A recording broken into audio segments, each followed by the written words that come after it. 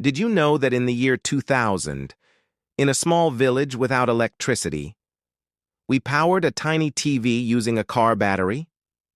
The first thing we saw? The Simpsons. It wasn't just a cartoon. It was a gateway to a whole new world. That yellow family from Springfield, they went on to change television forever. December 17th, 1989, a day that will live on in television history.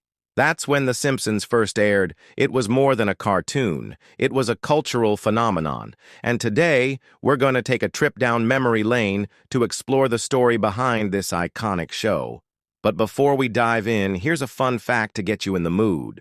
Did you know that Matt Groening, the creator of The Simpsons, got the idea for the show while watching the Flintstones? Now, let's get started. Back in the late 80s, the world of television was looking for something new, something fresh to keep viewers engaged. Enter Matt Groening, a cartoonist who had a couple of short cartoon segments ready to go. These weren't just any cartoons. They were about a peculiar family named the Simpsons. When Groening pitched these segments to Tracy Ullman, the host of a variety show, she was sold. On April 19, 1987, The Simpsons made its debut on the Tracy Ullman Show. It was a hit with audiences. The response was so enthusiastic that it caught the attention of Fox, a network eager to establish itself in the primetime animation market. They saw potential in The Simpsons. So on December 17, 1989, The Simpsons got its own show. The first few seasons were groundbreaking. It wasn't just the animation style, which was a vibrant mix of yellow skin and blue hair. It was the writing. Each episode was filled with jokes that were funny for both kids and adults. The show didn't shy away from controversial topics. Remember Bart's skateboard? Yeah, that caused quite a stir back then. But that's what made the show so appealing. It was a reflection of the times, a cartoon that mirrored real life, something that everyone could relate to, whether you were a kid or an adult. By the mid-1990s, The Simpsons wasn't just a TV show. It was a cultural phenomenon. It tackled subjects that were rarely touched upon in family sitcoms, yet did so with such finesse that it became a part of everyday conversations. You could be at school discussing the latest episode with your friends or trying to sneak a peek at the comics during class. Ah, those were the days. The show's influence extended beyond Springfield. It was broadcast in more than 100 countries and translated into dozens of languages. The Simpsons became a universal language of laughter, but no good thing lasts forever. Around 2010, the show started to feel the weight of its longevity. Many of the original writers had moved on to other projects, and the newer episodes just didn't have the same charm. Other animated series like Family Guy and American Dad started gaining popularity, and streaming platforms changed how people watched TV. Binge-watching entire seasons became a thing.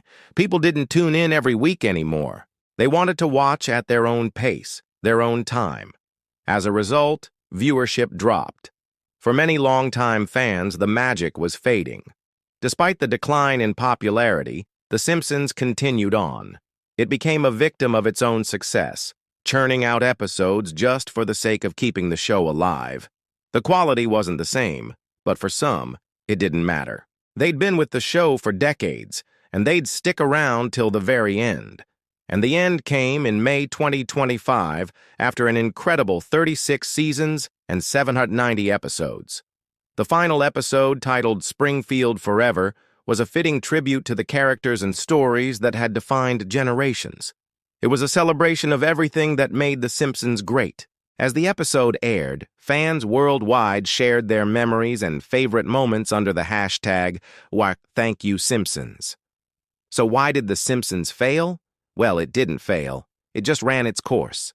The show gave us 36 years of laughter, 790 episodes of joy.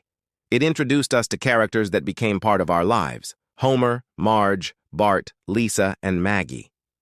They may be fictional, but they felt real. They were our friends. We laughed with them, cried with them, and argued with them, mostly Bart. As we look back at The Simpsons, we can't help but smile. The show was more than just animation. It was a reflection of our world, a mirror to our society, a commentary on our times. It was brilliant, witty, and often profound. In a world where everything is rebooted and reimagined, The Simpsons stands alone.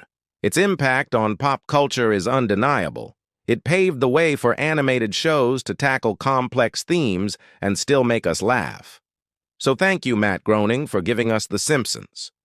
Thank you for the laughter, the memories, and the endless quotes that we've memorized. As we say goodbye to Springfield, we know that the spirit of The Simpsons will live on in our hearts.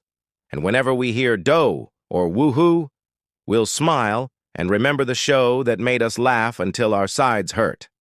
Now it's time to hear from you. What are your favorite memories of The Simpsons?